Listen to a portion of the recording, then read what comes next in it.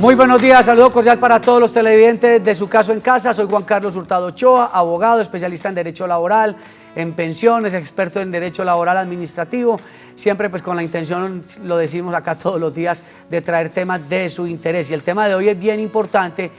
Ese tema aquí nunca lo habíamos tratado y está relacionado con los derechos que tienen los deportistas. Pareciera que los deportistas fueran como una isla y cuando van a tocar el área jurídica se encuentran con varios problemas, por ejemplo los futbolistas. Entonces para algunos temas se puede tratar desde el ordinario laboral, por citar un ejemplo, pero también hay que hablar con la FIFA como organismo internacional y surgen muchas dudas. De hecho en Colombia, creería yo, y ya el invitado nos va a decir si es cierto o no, yo he visto muy pocos colegas que realmente sean expertos en el derecho deportivo y por eso nos acompaña en la mañana de hoy el doctor Juan Manuel Martínez Cartagena. Él es abogado, especialista en Derecho Deportivo Internacional.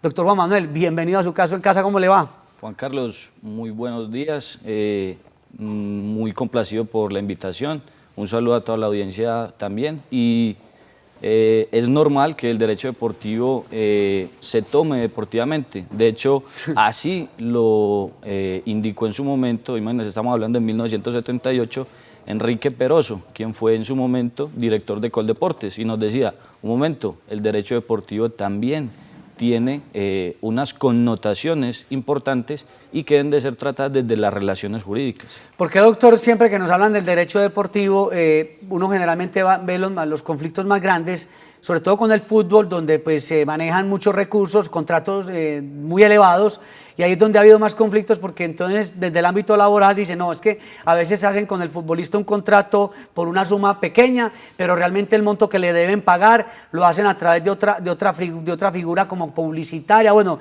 y eso ha generado muchas demandas donde se han generado conflictos con la FIFA y también en el ámbito nacional.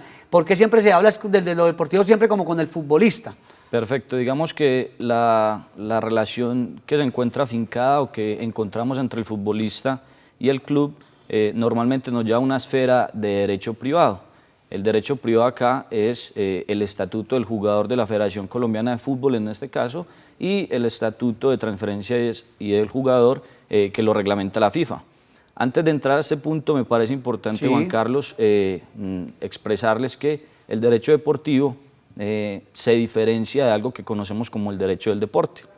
El derecho deportivo son todas aquellas normas o regulaciones privadas propias de asociaciones civiles, tanto nacionales como internacionales, y el derecho del deporte es esa rama transversal, es decir, el deporte pasando por todas las esferas del derecho como tal. Entonces encontramos derecho laboral deportivo, encontramos derecho fiscal deportivo, encontramos derecho comercial deportivo y se vienen a desprender un sinnúmero también de especialidades durante el transcurso de esto. El hecho de que haya tan pocos expertos en derecho deportivo ha significado que se vulneren muchas situaciones de nuestros deportistas. Perfecto, es muy buena la apreciación, Juan Carlos, porque como bien lo decías al inicio, el deporte ha sido considerado como una isla o una situación alejada a lo ordinario. Como si no se pudiera regular jurídicamente. Exacto, pero digamos que lo que viene es, y los abogados que estamos inmersos en el deporte, tenemos que diferenciar muy bien la relación privada propia de los clubes, de las federaciones, de los deportistas, privadas netamente, y sus regulaciones propias a las regulaciones públicas de cada estado. ¿Por qué hago esa apreciación? Porque hay deportistas que si son colombianos, están en un club colombiano y tienen una relación laboral con un club colombiano, podrían acudir a la justicia ordinaria, sí, pero porque así FIFA se los ha de alguna manera permitido y solamente en el ámbito laboral. En el ámbito, por ejemplo, de conflictos económicos, fiscales, siempre, impuestos, todo eso. El fiscal también a la par del derecho laboral también debe ir fincado a un tema estrictamente nacional, porque el derecho tributario como tal es una relación pública entre el Estado y los particulares en cuanto al tema impositivo. Pero entonces, porque una vez yo recuerdo hace algunos años que algunos futbolistas colombianos estaban, o exfutbolistas de hasta la selección Colombia, enredados, que porque la DIAN nos llamó y que porque tenían un tema tributario, y es como si a veces a nuestros deportistas no tuvieran como un acompañamiento en eso. Es que no solamente lo laboral, cómo contratan, cómo tienen que hacer sus declaraciones de renta, sus declaraciones de bienes, pues 20.000 cosas, y a veces el deportista no tiene, digamos, como esos conocimientos. Entonces sería muy interesante que usted nos contara experiencias de qué es lo que está pasando y qué se debe evitar además. Perfecto, digamos que desde el ámbito puramente laboral, Sí. cuando yo voy a hacerle un contrato profesional o futbolista, lo que normalmente hacemos es hacerle un contrato por el salario que nosotros queramos hacerle en ese momento, y así de alguna manera se pagan los parafiscales y todo lo correspondiente a la seguridad social, Sí. y las prestaciones sociales. Muy bien. Añadido a eso, en algunas ocasiones lo que hacemos es una cesión de los derechos de imagen, pero esa cesión de los derechos de imagen es un contrato comercial entre Para explotar la imagen comercialmente. Exacto. De hecho, hay una sentencia de la Corte Suprema de Justicia en el año 2018 que efectivamente dice que esa cesión de derechos de imagen en algunas ocasiones se puede entender como una evasión a los aportes a la seguridad social y al sistema pensional. Entonces, lo que hacen es, si usted va a ceder los derechos de imagen, tiene que explotarlos, y no solamente firmar un contrato para ceder los derechos de imagen y no explotar los derechos de imagen. ¿Y qué es explotar los derechos de imagen? Pues utilizarlos, llevarlos a sus redes sociales para decir que está en tal club, etcétera, etcétera. Pero esos son los derechos de imagen individuales, porque los derechos de imagen colectivos van íncito o van dentro del contrato laboral. Es decir, si ustedes alguna vez... Lo que usted accede, vea, yo permitiré que tal y tal cosa, que la marca promocione. Pero ahí, Juan Carlos, que puedo interrumpirte, No, ahí tranquilo. es lo siguiente: la cesión de los derechos de imagen colectivos me implica que siempre que utilicen mi imagen la deberán de utilizar con otros deportistas del mismo club. Ah, claro. Pero si es una cesión de derechos de imagen individuales, Es para mí. es solamente para el deportista en concreto, pero tiene que haber una explotación específica de esos derechos de imagen. Y que sea claramente definida. Exacto. Y ahí es donde Así estamos fallando. Exacto. Ahora, como lo comentaba, el derecho deportivo hay veces lo encontramos muy alejado a nuestra realidad, pero realmente en derecho deportivo hay mucho campo. Hay veces lo fincamos netamente al fútbol, pero también en natación encontramos muchos casos de este tema, en básquetbol también. Pero, como bien lo han dicho, el fútbol en general y el ciclismo son los deportes nacionales, y de hecho tenemos una ley nacional. El que más mueve recursos también. Es el que más mueve recursos, por supuesto, solo por derechos de retransmisión de competiciones y por la venta o la fluctuación que hay en el mercado de transferencias internacional. ¿Usted por qué se integró por el derecho deportivo internacional? No, muy buena pregunta, Juan Carlos. Yo hace 4 años me dedico al tema del derecho deportivo, trabajando en una firma de abogados, y por diferentes situaciones siempre pensé en hacer algo totalmente diferente a lo que estamos haciendo. No quiere decir que en el litigio solo me dedique al derecho deportivo, por supuesto me toca y gracias a Dios lo hago, pero también manejo otra serie de cosas. Pero el derecho deportivo tiene un sinfín de connotaciones a las cuales nos podemos muchos vacíos dedicar. Sí, claro. Y nuestros jueces y magistrados sí conocen un poco sobre estos temas a la hora de llevarlos a los estrados. Ha sido bien complejo. Lo que más hemos visto de los jueces en esto es que primero hay un régimen disciplinario del deporte. De hecho, el régimen disciplinario del deporte está contemplado en la Ley 49 de 1993, y es un régimen, digamos, un poco mixto, por decirlo así, y es una delegación en materia disciplinaria que se le da a unas asociaciones civiles para sancionar a sus propios afiliados. Y estos afiliados están, de alguna manera, inmersos en esta potestad disciplinaria por aquello que conocemos en materia administrativa. O sea, que pueden haber como unos conflictos de competencias a veces, como que si el juez es competente o no, porque hay unas sanciones que se dan por otras instancias o qué. Digamos que se acude más a la acción de tutela para tratar de menguar o tratar de alguna manera decir que las comisiones disciplinarias han vulnerado derechos fundamentales como debido proceso. Entonces, en algunas ocasiones entra ahí. Bueno, doctor, con relación a uno le dicen siempre, y qué bueno que estamos hablando hoy del derecho deportivo, porque es que es como una novedad hablar de esto. A nosotros nos hablan de las delegaciones de los distintos departamentos y los deportistas, entonces que viene un departamento y llama a unos deportistas de Antioquia o del Valle, no sé qué, no sé cuánto. En todo eso, donde obviamente intervienen las gobernaciones y todo eso, qué dificultades se pueden presentar, qué deben tener en cuenta los deportistas o los mismos directores de los institutos de deportes de las regiones a la hora de la vinculación de estos deportistas y todo eso. Perfecto, digamos que debemos de partir y comprender lo que se ha denominado como el Sistema Nacional del Deporte. El Sistema Nacional del Deporte está comprendido en la Ley 181 de 1995.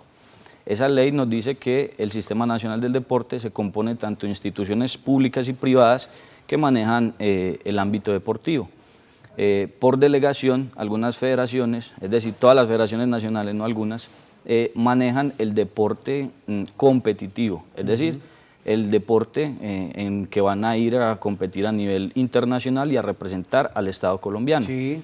Pero paralelamente a esos deportes competitivos encontramos algunos deportes recreativos y lúdicos o autóctonos propios de una región que son organizados por los entes públicos, en este caso del Estado colombiano, o sea, Ministerio del Deporte, los Indeportes, que es lo que conocemos normalmente, son los institutos departamentales del deporte o los institutos municipales del deporte. Cada uno a través de sus competencias van organizando competiciones. Lo importante para estos efectos es entender que es una competición oficial. Esa competición oficial es aquella que tiene trascendencia jurídica dentro de ese sistema. Es decir, para el Instituto Municipal del Deportes, en este caso de Medellín, será una competición oficial aquella que esté reconocida propiamente dentro de uno de sus propios reglamentos. Bueno, estamos con el doctor Juan Manuel Martínez Cartagena, abogado especialista en Derecho Deportivo Internacional. Ya regresamos.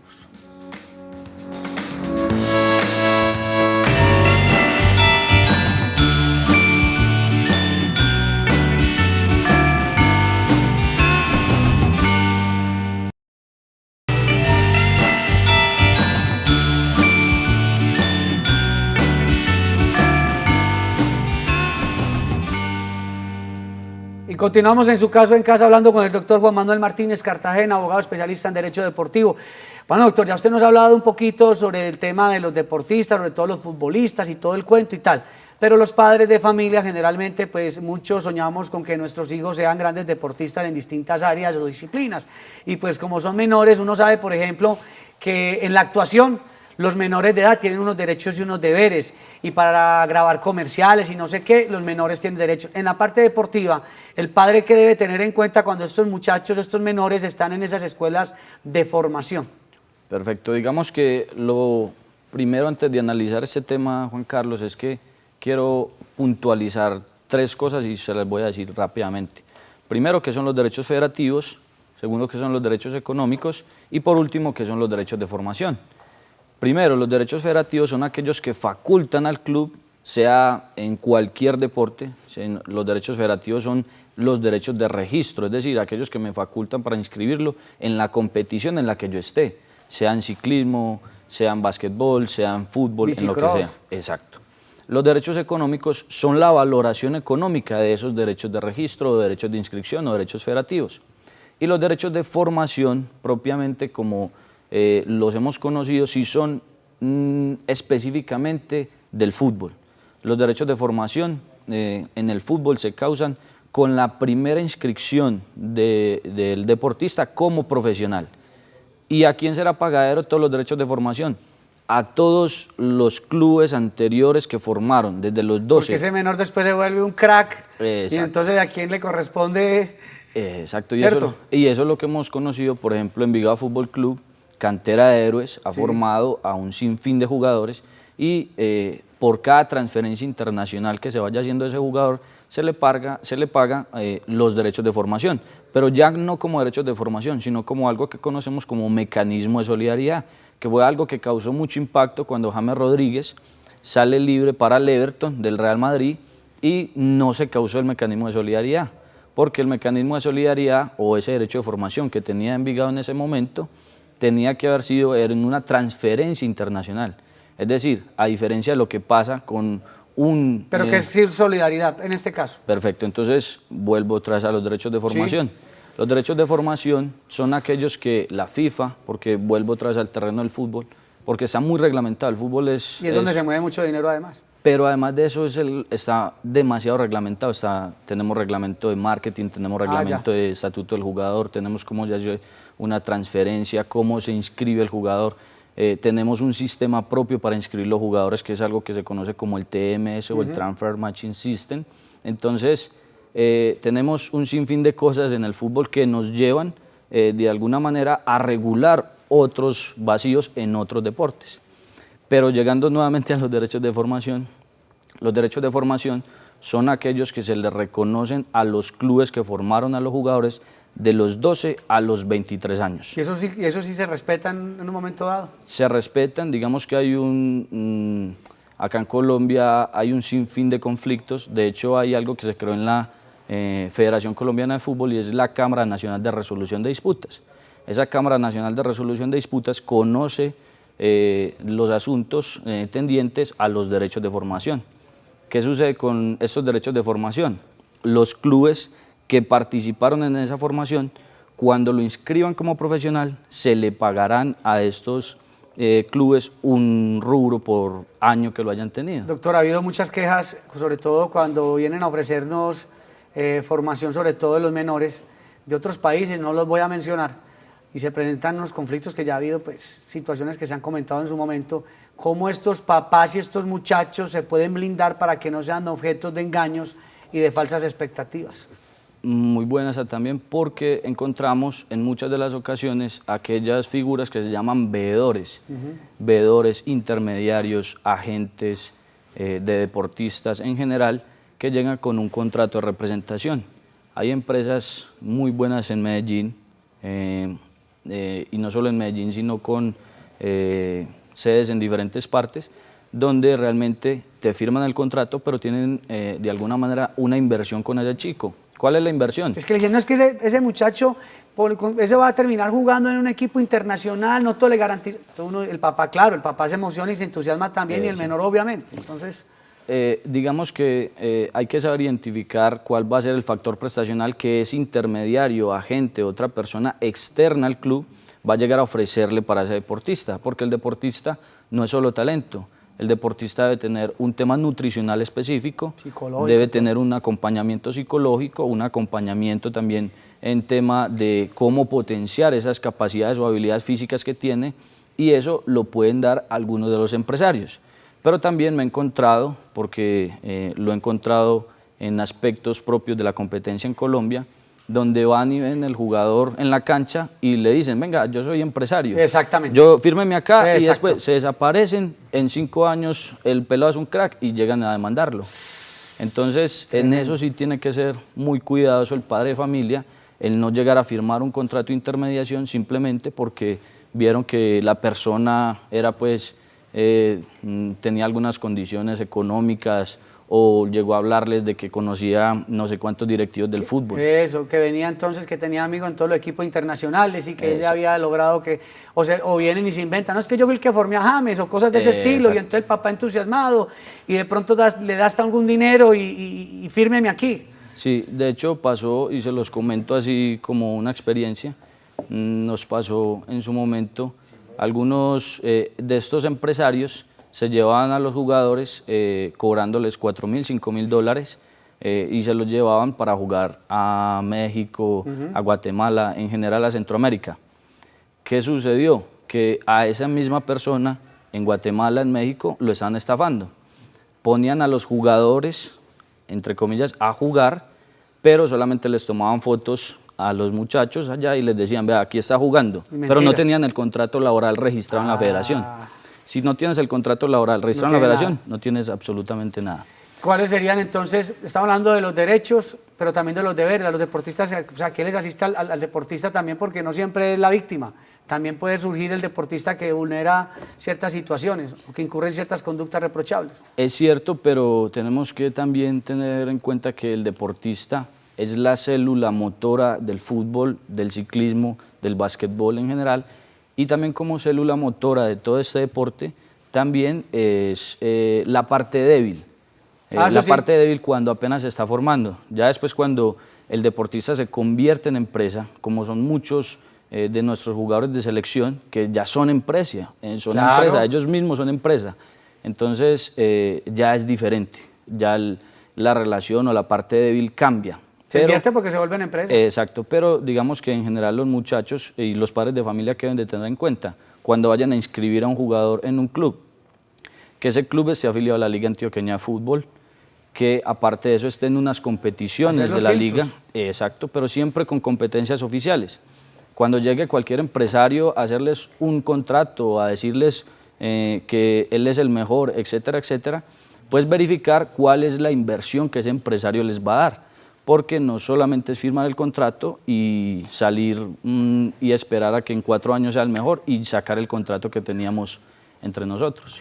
Eso que usted menciona es bien importante porque los deportistas también muchos terminan convirtiéndose en empresarios, y en ese orden de ideas hay que tener mucho cuidado. Una cosa es cuando usted es el deportista, y en el derecho laboral se menciona mucho la parte débil, y por eso se protege mucho, porque tienen menos capacidades para defenderse.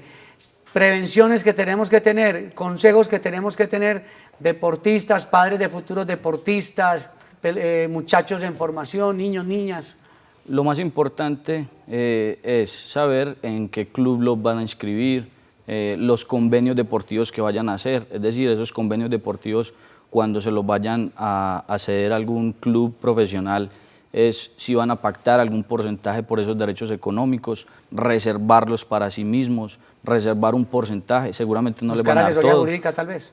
Sí, porque digamos que hay veces piensan que, primero, lo reconozco, somos muy pocos los que nos dedicamos al campo, pero sí los pueden encontrar. Hay muy buenos profesionales en Colombia que se dedican a este tema, y es básico y fundamental porque eso evita esos conflictos posteriores que tenemos en el campo del fútbol. Además, porque acá, a diferencia de lo que sucede en otros escenarios, no publicamos o no sacamos o no exteriorizamos los procesos o los conflictos que tenemos contra los clubes.